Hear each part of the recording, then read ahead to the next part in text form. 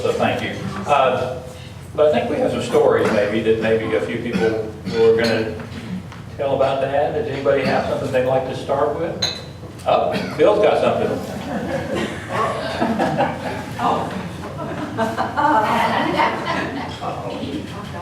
Bill Anderson.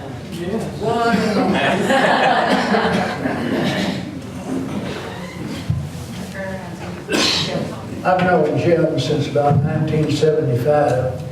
We played golf starting at that time on up till he quit playing.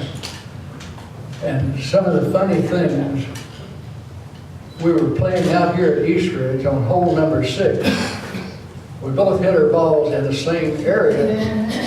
And I go down, Jim said, "That's my ball." I said, "No, Jim, I think that's mine. I've got 2 dots on mine." He said, "I've got 2 dots on mine too." So he picked up my ball, went over to his golf bag, got out his marker pen. He said, "Now you've got 4 dots. My ball is the only one that's got 2 dots." And then we're getting ready to go up to Indiana. And Jim said, "If you go that way, you've got to stop at 6th or Missouri or whatever it is. They've got the Throwed Row restaurant." I said, "Well, once in a while he screws up the English language." Throwed Row restaurant. So we went up there, sure enough, we stopped that night at the motel. We go over to the Throwed Row restaurant. And they had like 6 Greyhound buses there with people. It was a huge place. Oh, bigger than this room. I mean, oh no, we're in the main room there. And if you sat there for a little while, somebody would come out of the kitchen. "Anybody want to roll?" If you held your hand up, he would throw it from where he was to where you were, even through the rafters and all that. So I came back, Jim said, "Hey, old buddy, did you see the Throwed Row restaurant?" I said, "Yeah, Jim. Tell you what happened." He said, "Well, tell me about it." I said, "Well, we sit down at the table, and the young waiter came by, and he said, 'Where are y'all from?' I said, 'Well, we're from Shreveport, Louisiana.' 'Oh, Shreveport.' He said, 'A man was in here just the other day, or not too long ago, from Shreveport.' 'Is that right?' Yeah." I said, "He told me he was a State Farm manager, the first one they had in Louisiana." Rosie sat there and said, "Jim, he's pulling your chain." So, I said, Jim's over there, "What else did he say, old buddy?" I said, "Well, he said he was a Marine Raider." "Oh, is that right, old buddy?" "Yeah, that's right." "Jim, he's pulling your chain." A few minutes later, he said, he wanted me to know that he was a millionaire. So here we go. The last thing, being a coach, he said, "I want to go over and show that guy how to throw those rolls."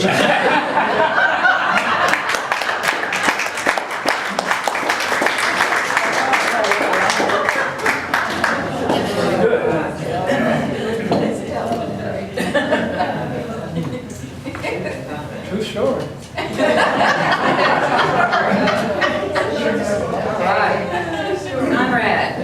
Edward. Yeah. Yes, This one might be good. I'm happy to be here. Food was great, the outstanding group of people here, but the invitation absolutely fascinated me. You had such an innocent look on your face. That M1 strapped on your shoulder, which brings back memories. It weighs 9.5 pounds unloaded when you pick it up. At the end of the day, it weighs 55 pounds. But thanks for serving. It's tough duty, but it was necessary. And we're here enjoying freedom because what you and people like Jim Collier, Paul, man, the rest of you veterans, I don't know, I was Korean War, but thank you so much. I'm proud of you. Thank you.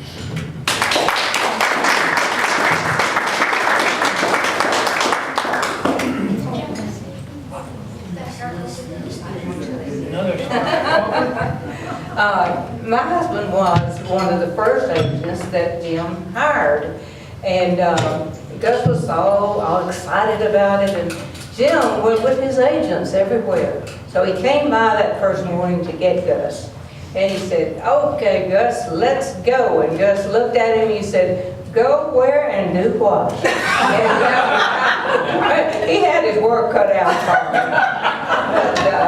He was wonderful, and Rosie, oh my gosh, we had more good times in those days.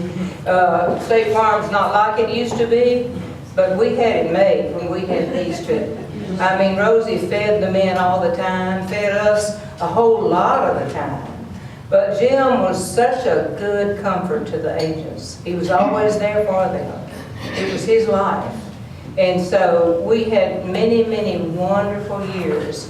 And it wasn't the same after Jim left, but still, it was a wonderful life. But thanks a lot to Rosie and Jim. We love them. You can tell a story when Gus had a sore throat and Dad swabbed his throat to send him back out working. Oh, I did. I tell that. Yeah. He didn't let up on them. I guess everybody's got some JWWood stories. I might as well have a few myself. Some of them relates to half the room here.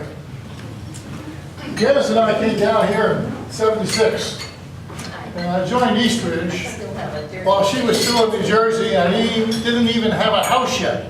I didn't even know where I was going to live. But I joined EastRidge, and after a while, I started playing a little tennis. Okay, I better learn how to play tennis. And the first guy I run to on the tennis court is Jim Wood. He's getting us to play out there on Tuesday or Thursday night. Well, first thing he did to me, he said, "You're really moving down from New Jersey. You see, you still got these Jersey plates on. There's pretty soon you need Louisiana plates, and do you have your insurance yet?" So that was number one. Here we are, 38 years later, I'm still with him.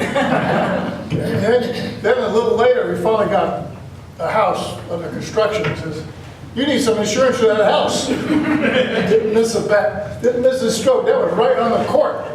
This was not a dining room event. So he's been drumming up business for you guys for a long time. Anyway, after 3 or 4 years, he figured I had a pretty good forehead. At least I was halfway decent. Then we started forming leagues here, because we had an infant tennis program back in '76 to about '80. And we started having maybe 16 leagues. Jim is on my team, and he says, "You're my partner." I said, "Oh, I'm in trouble." So after about a year or so, we hadn't lost a match in a year and a half. We're killing everybody. Jim's playing net, and I'm running back and forth. I figured, oh boy, we're just lucky. We're just a year and a half, we haven't lost a match. But one night, I played like a dog. I played like a dog. And I come off that court, and Jim says, "You played like crap." So I could just imagine what it was like at work. Anyway, that's a true story. What can I say? I had only one comeback. I said, "Jim, we haven't lost a match in a year and a half." I'm not good enough. But that wasn't, he was a sly fox, though, right? And you will also remember an ex-agent, Wayne Curtis. One year, we played in the hired gun tour. Jim would bring his hired gun in, I bring my hired gun in. Okay, and his hired gun is Wayne Curtis, #1 doubles team in the whole South. They believe in his partner. His partner won the senior doubles championship in 35 and over in the South. So he's not bringing the amateur in here. He's bringing a gun. But he wins his first match, or wins the second or third match, and we get to we're gonna play for the finals, member guest tournament. And Jim sees that my partner's playing good, and I'm playing a little over my head in the morning, so it comes time for the afternoon match, where we're gonna play for the championship. And Jim comes over to me and says, how about playing tomorrow morning instead? And I figured, well, Jim's a little older than me. Maybe I should give him a break, you know. And he cons me into playing tomorrow because he sees that my partner's playing real good and I'm playing over my head. So I agree with it. I figured, I gotta be a sportsman. I can't take advantage of the situation here. So I agree to it. Then we're walking away from the clubhouse. And go to the car, he says, let's go play golf. I figured, I've been had. I've been had. I figured, that wily old fox, he got me again. Okay. Well, I played on and off with his group. Phil Anderson played in that group. Gene Freeze, the greenskeeper here, the state senior champ, who had played with Hogan and Sneed, played in that group occasionally. Played in his gum shoes. He could hit the ball a mile in his gum shoes. One day I'm out here to play 9 holes, and these guys are making a turn. He says, why don't you join us? I'm carrying. These guys are, those days I carried 20 years ago, anyway, 15, 20 years ago, I carried. So Jim says, join us. Well, I didn't know I was going to go on a track meet. These guys are playing, they're the fastest golfers on the planet. Bob Brown may have been that group too. And we played, they would hit, I would hit, because they didn't play in order. I would hit, start running, carry my back. And these guys would hit, and we played an hour and 20 minutes for a 5-swing. And if you don't think that's the world land speed record for 9 holes, you don't know much about that. I'll let it go with that.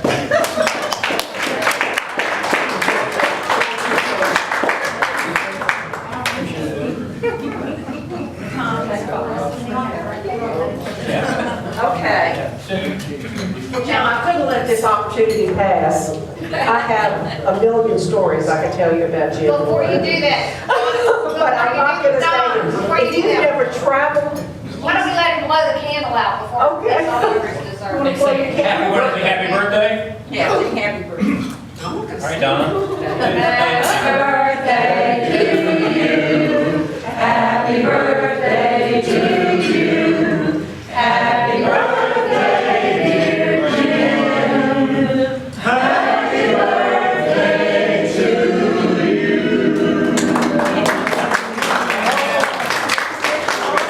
Make a wish. Make a wish. You don't have to.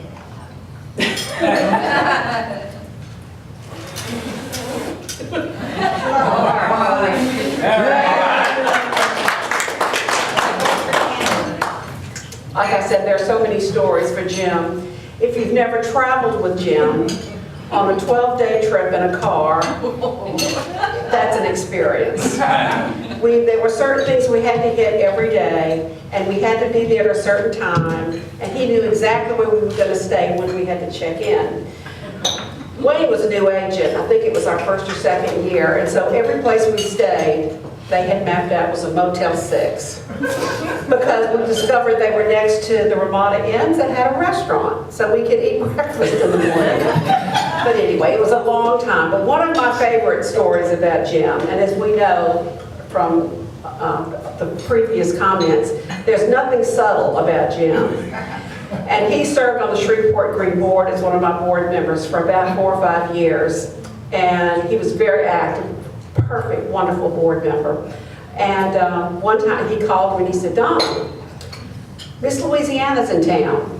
I said, oh, she is. I mean, he loves pretty girls. And I said, she is? He said, yes. He said, I'd like us, I think she needs to know about Shreveport Green. And I said, well, Jim, I'll see if I can contact her. Well, we're going to plant some trees, aren't we, this Saturday? Why don't we get her to come out? I said, well, I'll see what I can do. So I called some people. Sure enough, I said, Jim, she's coming. She's going to be at the tree planting. And so, of course, the first person with a shovel, because he had a golf game, The first person with the shovel is Jim to get his picture taken with Miss Louisiana. And I've got that picture in the car, Jim. I brought it there. But it's the cutest, I mean, he was determined he was going to be the first one there. And he was going to get his picture taken planting a tree with Miss Louisiana. So happy birthday, Jim. We've had many wonderful memories and many years of friendship. So happy birthday. You're a sweet lady.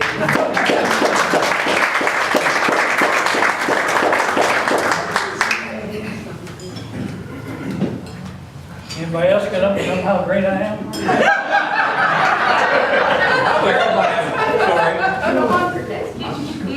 Let Gerald Moore get up there.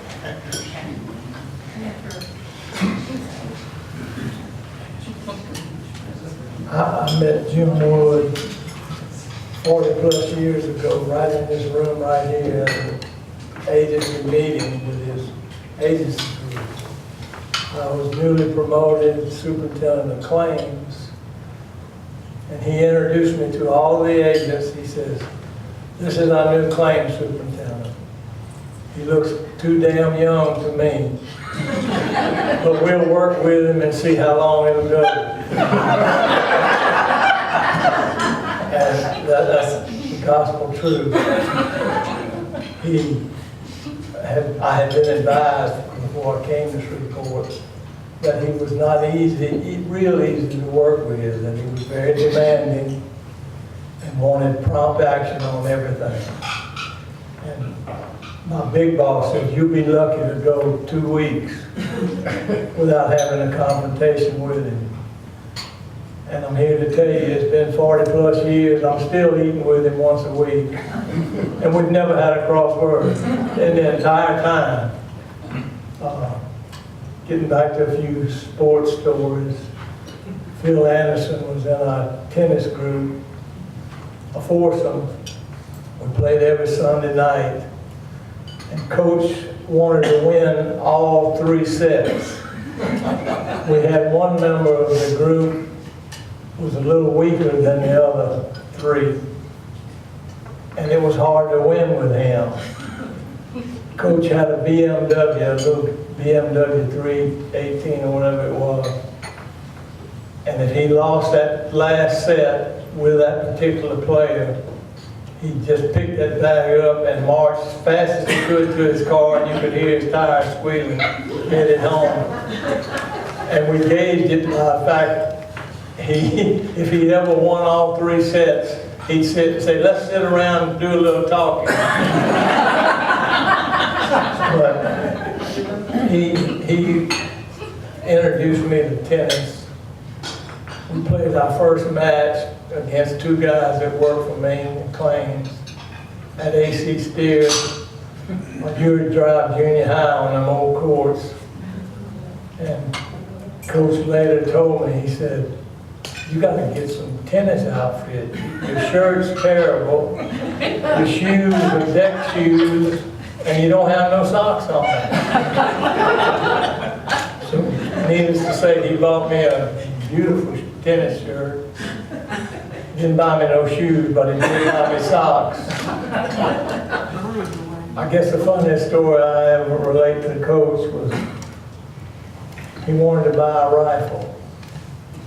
And he knew I was a gun collector and knew a pretty good bit about guns.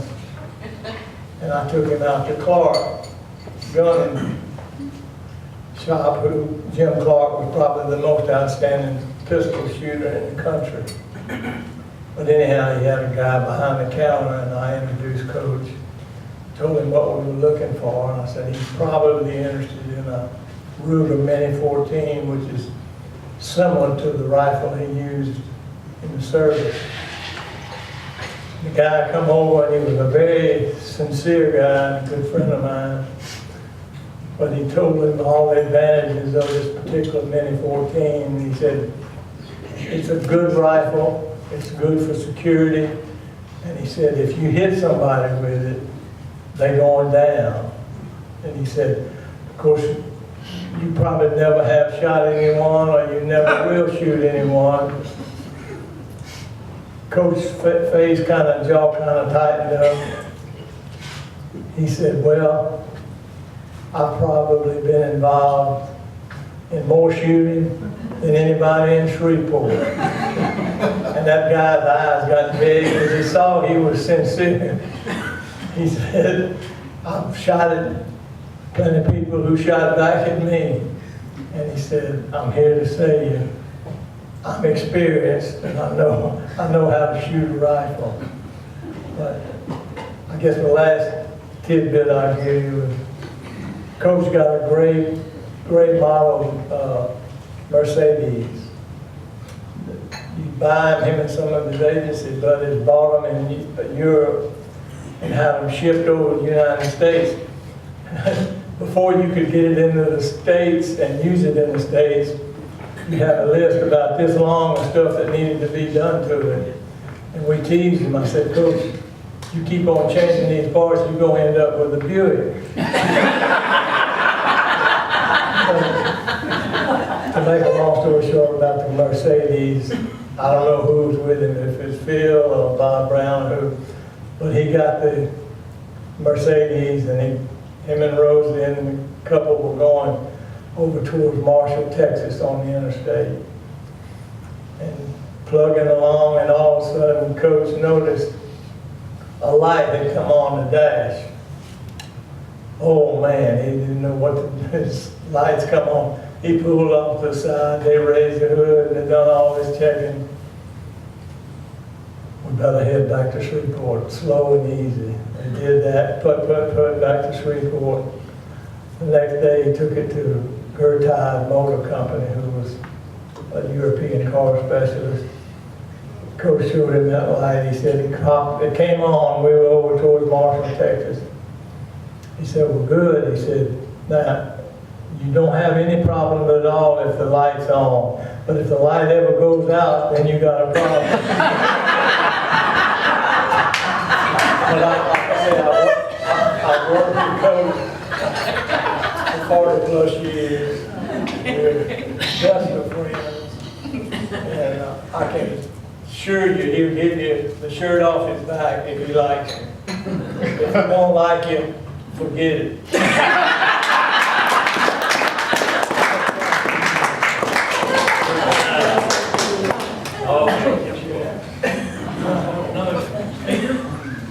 About 50 years ago, I met Jim on a golf course. And 47 years ago, he took me off the golf course and put me to State Farm. Thanks, Jim. Pretty good. Let me tell you what happened. Before he hired me, I introduced him to Wayne Curtis. Wayne Curtis came to me, and he came with Jim. He came to my office. And he said, I'd like to sell you a life insurance policy on your kids. And I said, that sounds a good deal. Well, Wayne sat on top of my desk like an Indian would. Remember that, Jim? I said, well, if he can do that, I can do that. But Wayne Curtis sold me the first policy, Donna. But I've been to Jim many trips the same way. And it's unreal. Rosie, how she put up with him. He did good. But the one thing that I remember that I was going to tell you about Jim in the first year as a trainee agent, you know, you have to hustle hard to make life insurance. Well, I worked pretty hard. I thought I was doing real good. And I came in and sold 2 life apps, and I told him, why don't you come over here today and we'll go over some more things and give you some ideas of what to do. I said, sound like a good deal. So I came over, pulled up the jury door sitting there, and he said, we're going to go see the John Wayne movie. And I looked at him twice, and this happened every week from then on. As a trainee agent, he took me to a movie. He didn't tell me what to do. He just said, here's John Wayne, here's Clint Eastwood, whatever. So we went to see Westerns nearly every week in my training agent. And that's the way I remember you, Jim. Thank you for that.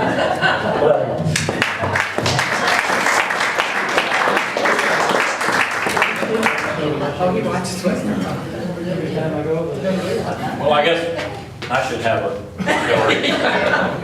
When you have a father that's a Marine Raider and a coach, and your boss for 25 years. There's been a few out there. I'm just going to try to maybe take one little sort of encompass all of that. When I was younger, I was small. In fact, I weighed 120 pounds when I was a sophomore in high school. But I still wanted to play football. I thought I could play football.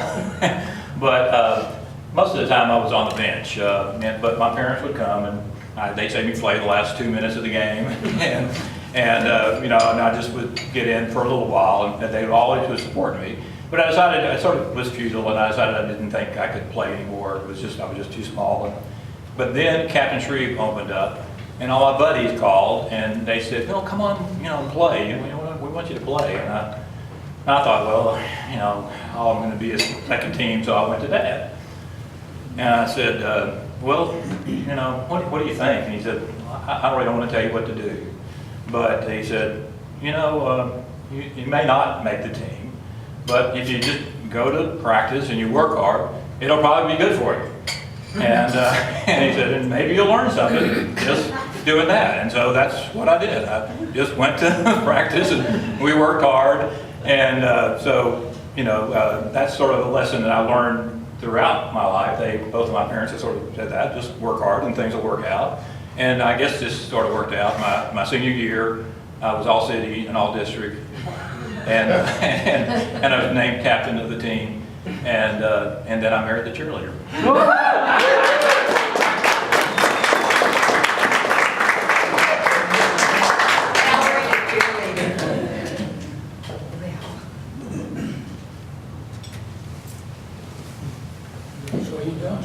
I'm going to talk. I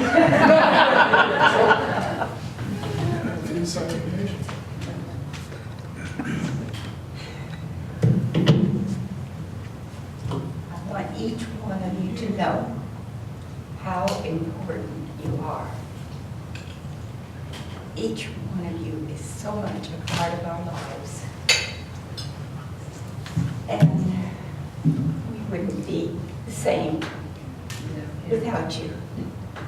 And the stories you've told only touch the surface. The beginning with Jim, I won't take a long time to tell you, but you need to know we started out with $30 between us.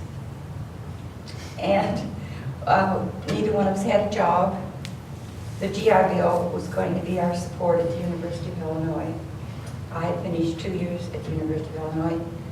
And when we married, you saw a picture, there were about 15 people at our wedding on Thursday morning at 10 o'clock. We didn't have any money, so we just drove over to Champaign, and we had a room paid for a month. $30, so we bought a tennis racket. And the Band-Aids that we had to have, I think, cost, the tennis racket cost $11, and the Band-Aids were about 98 cents, so that was a lot over $30. But I got a job. There weren't any jobs, but I got a job in a jewelry store. I had worked in a jewelry store when I was in high school, so. We did there. Then my brother married my roommate in college shortly after Jim and I were married, and we moved with them to a farmhouse 9 miles from Champaign-Urbana. Drove back for it. I worked then at the jewelry store. I had to be there at 9:30, but Jim's classes were at 8 o'clock. So it was not easy. And we had a lot of things happen at the farmhouse that I can't tell you.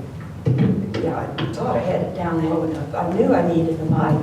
The lady asked me if, I said, could we have a mic? And she said, well, do you need one? I said, well, I don't talk very much. So anyway, we got through that, and when we graduated, I thought, wonderful. Jim finished school in 3 years, in August of '49. Graduated, and we went to little town in southern Illinois called Crossville. It had 300 people in it. And it was a consolidated high school. But when we got there was no place to live except a chicken shed that had been renovated. It was about this size, but it had overhead light, no way turned off, and the separation was with little, I cried. I mean, I'd been through, lots at the University of Illinois, but we got through that, and we met the people that introduced us to State Farm. So, moving to a good chicken shed was the best gift God could have given us. But you never know, do you, how life's going to treat you. And Jim and I together have managed. He says we've never had any arguments. That's not true. But he's just he is so kind and so forgiving and so understanding in spite of what all you have said about him. He really does have a good heart. And for that, I want to thank you for coming to help me with this celebration of his 90th birthday party.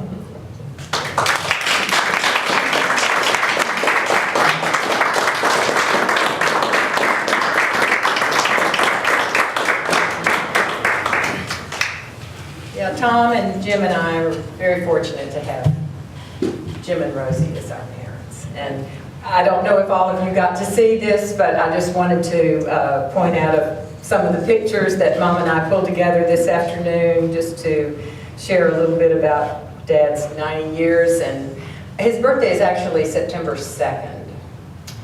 And when he was 21 years old, there was a big celebration out in Tokyo Bay when they were signing the treaty with Japan, and he was boots on the ground there, and as a Marine Raider, so he was really happy about that celebration for your birthday, right, Dad? There's a picture of Dad here feeding the chickens. I don't know, I think he was about a year old. We're not sure exactly where that picture was made, but it's really cute, and that little guy looks an awful lot like Jeff, your first grandson. This is Dad and his brother Bob, who lives in Decatur, Illinois still. And this is Dad in probably when Mom knew him, because Mom was 14 and Dad was 17 when they met at church. And so this is probably when he was a senior in high school. And then the picture that was on the invitation is him here. And we think that was at Camp Pendleton when he was at boot camp. And there's another picture of him on Guadalcanal where he fought. He was also on Okinawa where he was doing training on Guadalcanal. Okay.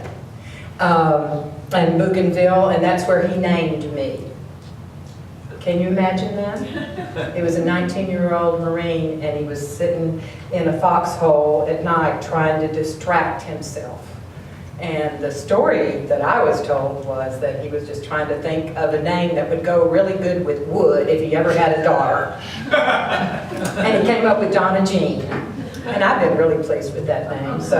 And Mom went along with it. They weren't married at the time, and they didn't know they were having a daughter until I came out. He said, well, we're going to name her Donna Jean. And Mom says, oh, okay.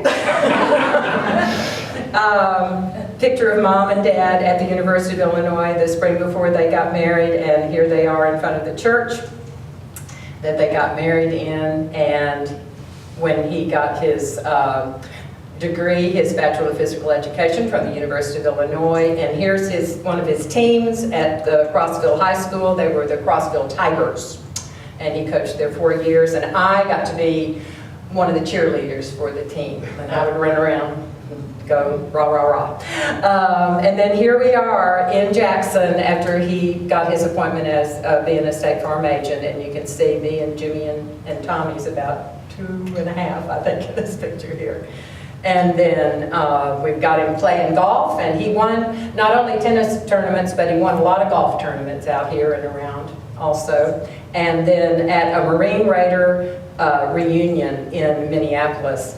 And the Marine Raiders used to have golf tournaments every year as part of their reunion, and Dad, of course, would always sign up. But after he won it about 4 or 5 years in a row, they quit having the...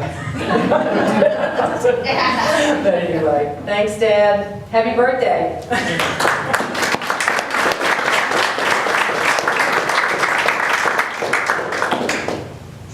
Got a lot of compliments, huh?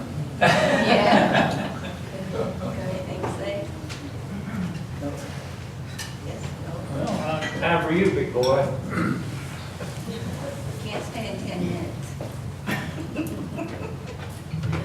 I hadn't planned to make any kind of a talk, but you people that are here are invited especially because you're extra nice with Rosie and me, and we think a lot of you, all of you. And we've enjoyed our time here at East Ridge, and since you're 90 years old, I don't know how many more years I'll be playing, but it's been great, and I want you to know that I think a lot of everybody in this room. You wouldn't have been invited if I didn't like you.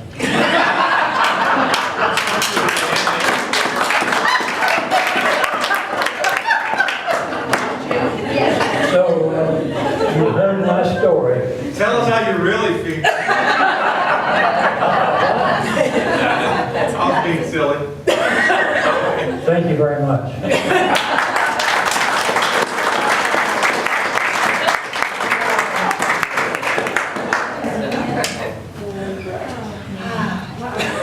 If any of you ladies would like the bouquet that's on your table, feel free to take it home.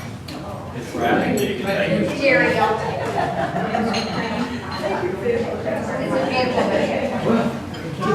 No, are you sure you don't? The flower.